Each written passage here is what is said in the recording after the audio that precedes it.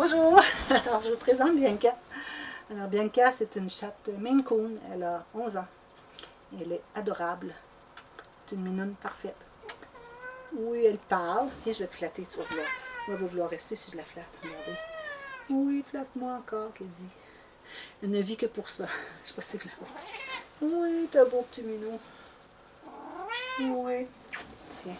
Alors voilà, c'est Bianca. Ça, c'était une question de Anne-Marie.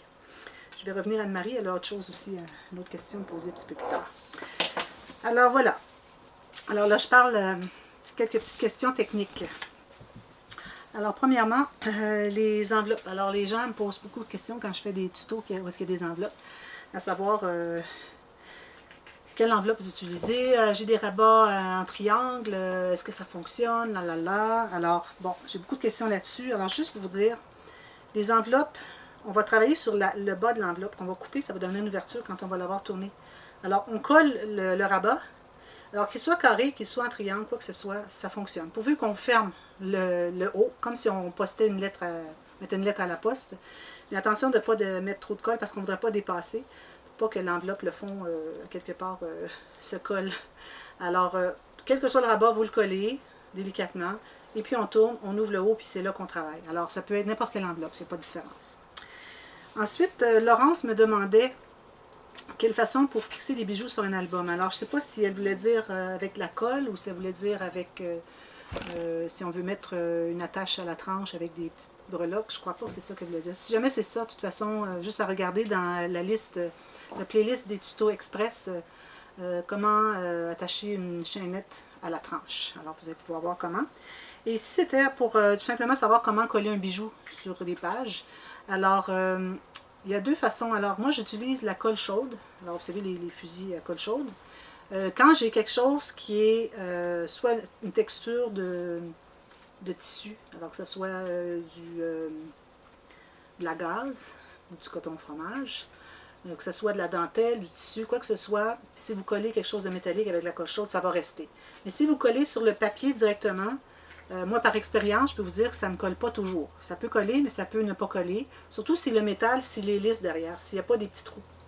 Alors, si c'est lisse, et puis vous collez sur le papier, quand la colle va être refroidie, surtout si c'est l'hiver et il fait plus froid, ça va tomber, ça va se décoller, ça ne colle pas. Ça colle tout de suite, mais pas à long terme. Alors, ce que je fais, moi, j'utilise ma colle 3 dans 1 pour coller les pièces métalliques. Alors, les coins de métal que j'utilise parfois, que je mets sur les coins de mes albums, si je veux les coller, s'ils ne sont que décoratifs, non pas protecteurs nécessairement.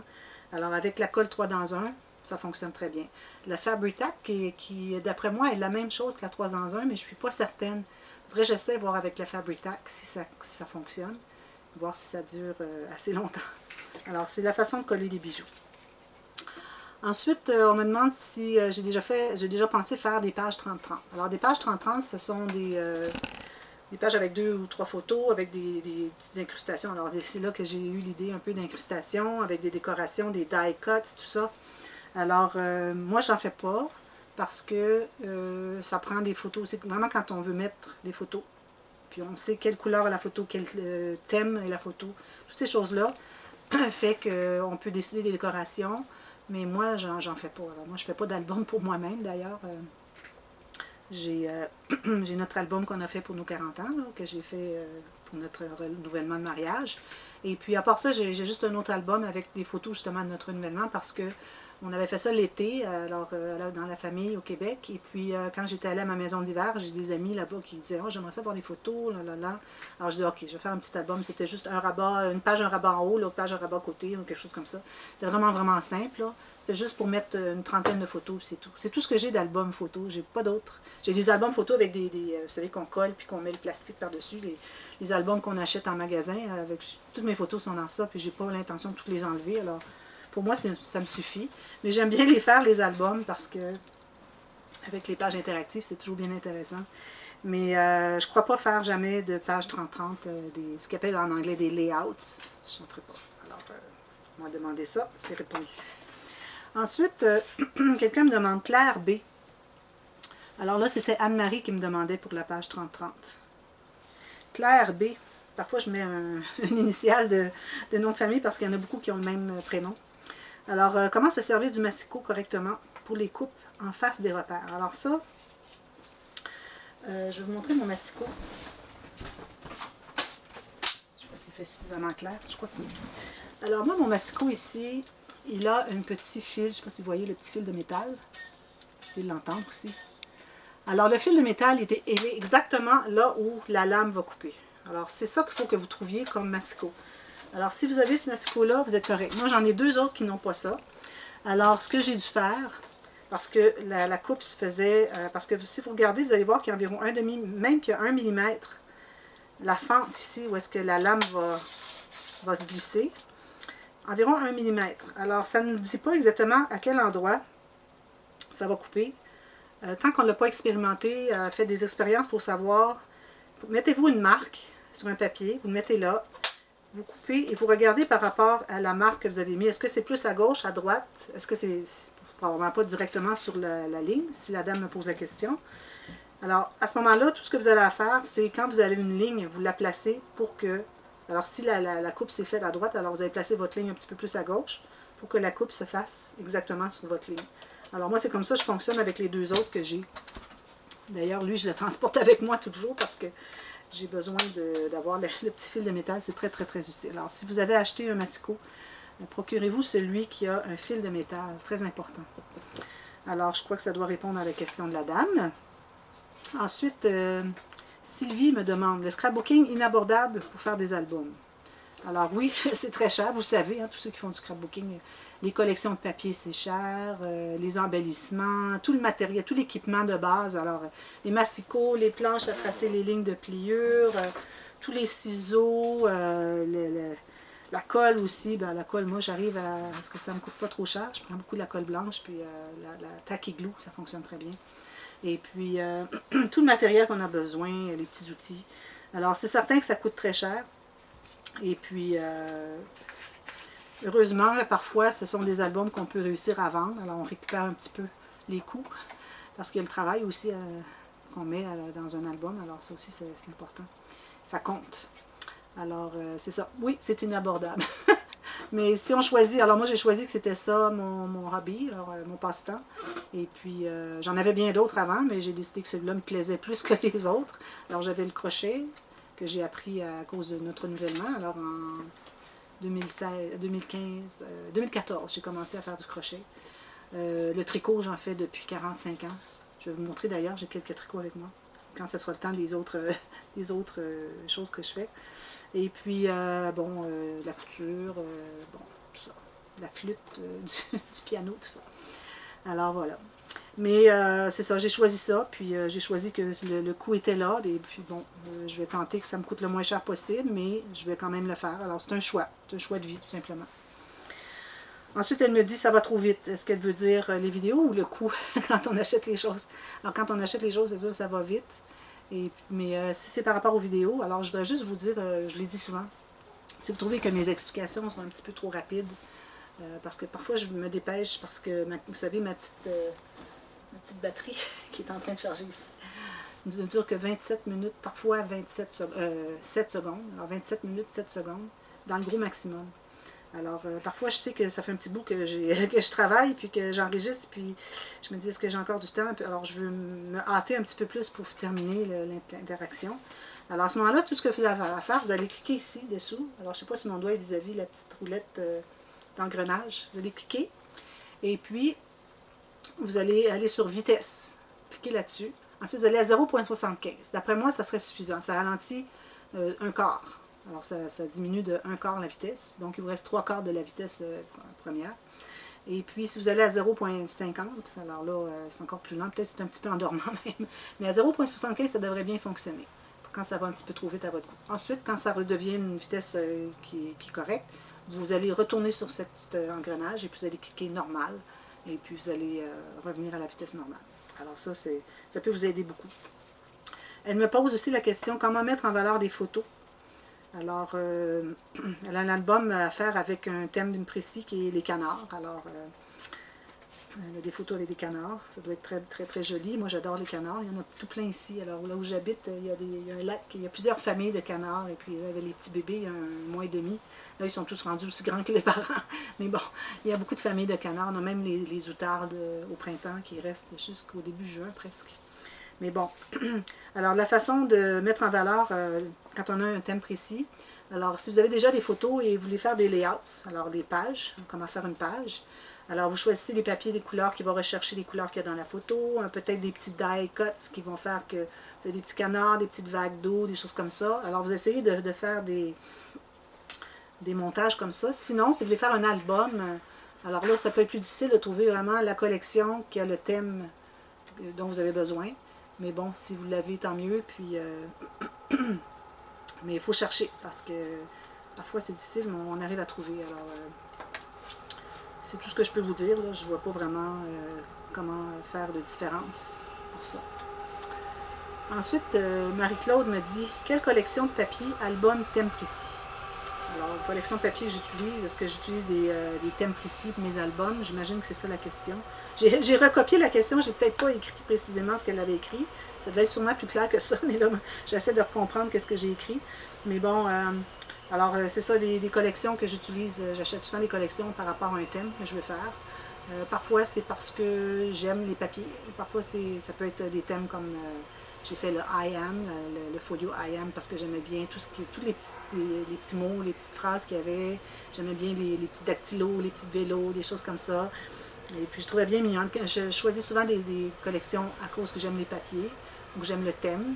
Ou si quelqu'un me demande un thème précis, ben là je vais aller, je leur offre différentes choses, puis on choisit ensemble une collection qui leur plaît le mieux. Alors, parfois j'ai 2 ou 3, 4 collections à proposer. Alors les gens, quand ils commandent des albums, ils peuvent choisir.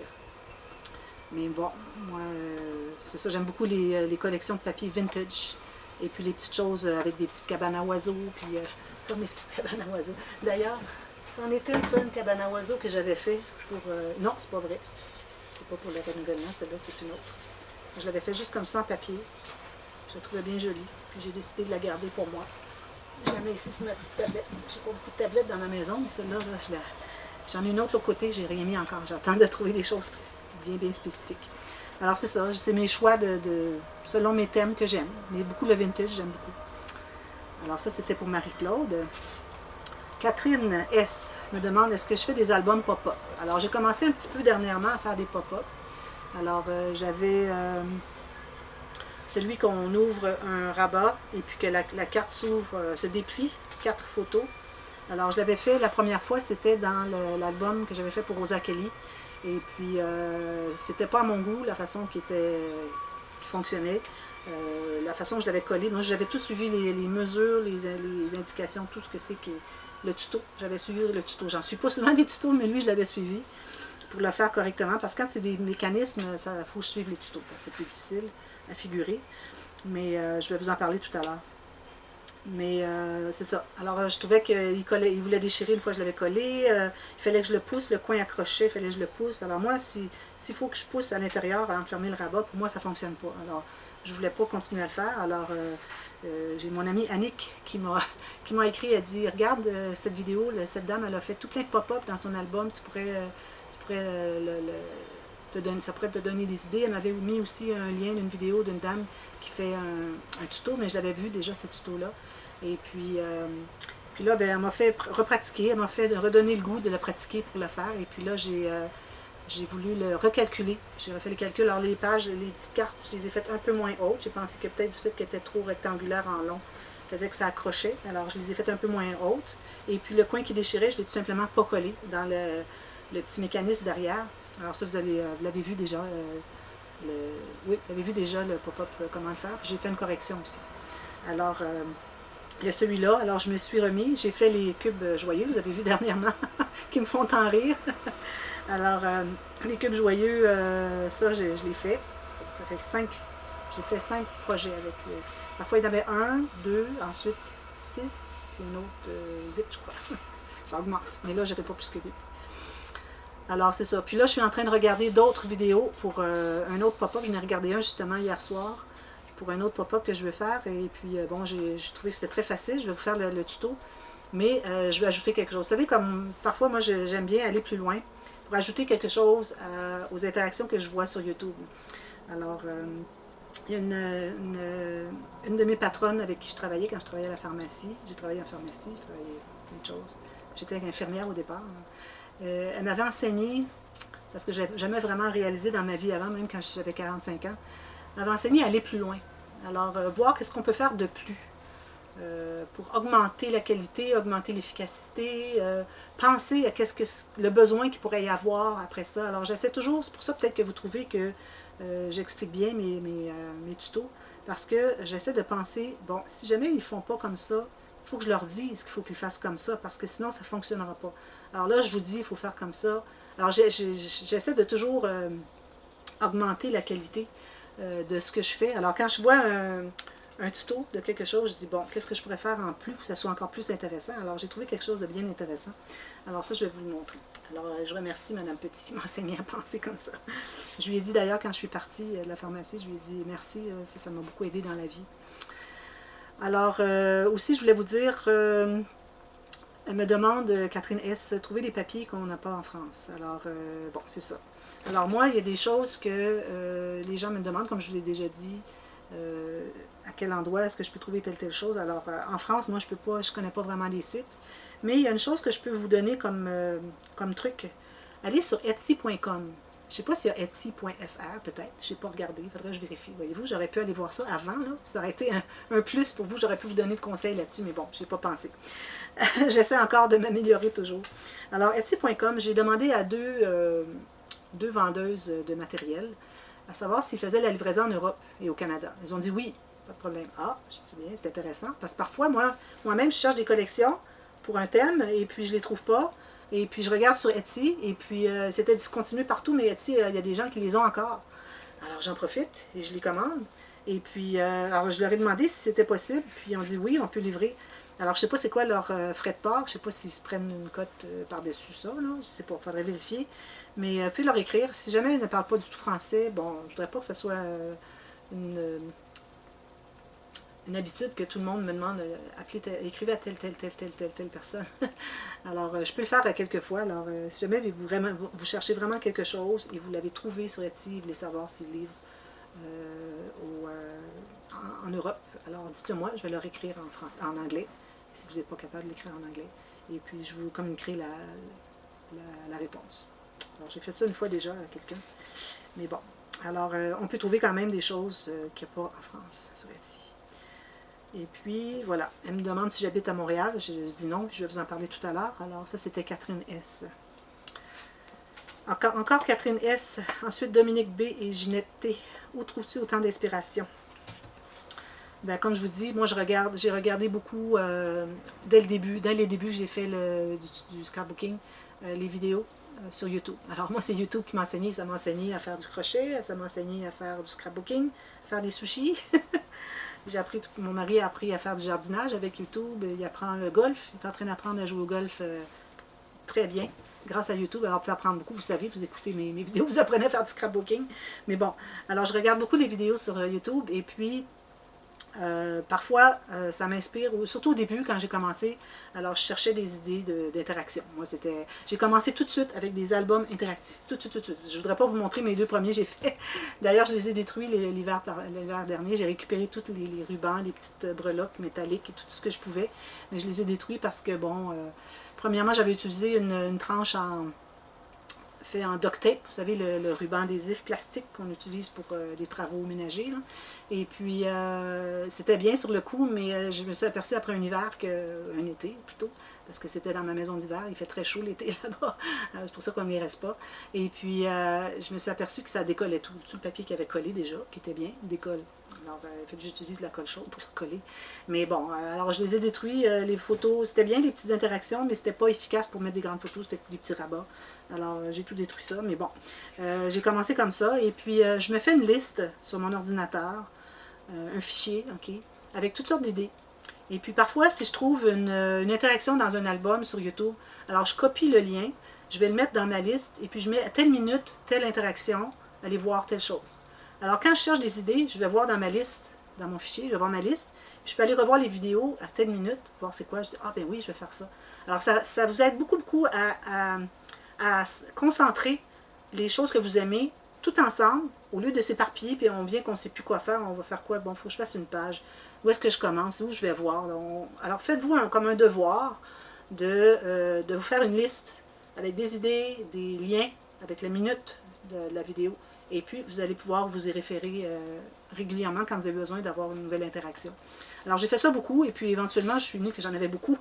Ma liste était très longue, alors ce que j'ai fait, c'est que quand je voyais, j'allais reviser ma liste, quand je voyais que c'était des choses que, bon, ok, ça j'y pense, je le fais toujours, ou ça je ne veux plus le faire. Alors, j'élimine, et puis je garde les plus importantes ou celles que je voudrais réaliser bientôt. Alors, c'est ce que je fais.